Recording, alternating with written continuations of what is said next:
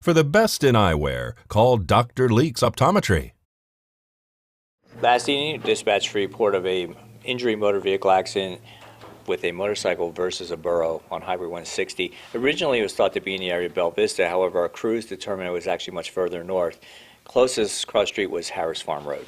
And that's a pretty frequent area for burros to be crossing, huh? It is, and we've had numerous reports recently of burro sightings in that area, including large numbers.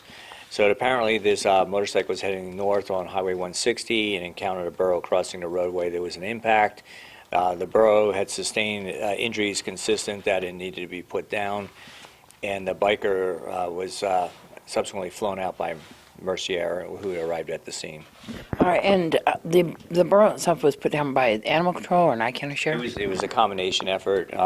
They wanted to make sure that there was no pain associated with the actions that were required. So animal control took those necessary steps and did a great job with that.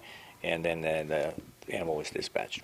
And so, like you said, the rider was airlifted to Las Vegas. Was he ejected from the bike at the time of the collision? It's my understanding that the bike collided with the burro and then went into a slide, and the rider stayed with the bike until the conclusion of the slide, well off on the shoulder of the road.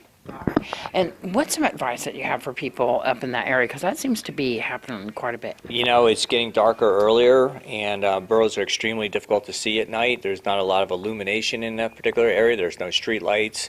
So just be extremely careful. Reduce your speeds. Don't overdrive your headlights. Use your high beams. Use every practical means. And I think speed control is probably the paramount, and don't be distracted while you're driving. And that's an issue even for pedestrians at this time of year. Every time that we seem to have where it's getting darker earlier, people are still out walking around, walking from work, walking from the store. We got to make sure to look out for them. Sure, and Halloween's around the corner, so it's a good thing to practice now before that event occurs, with a lot of kids and adults milling around the streets.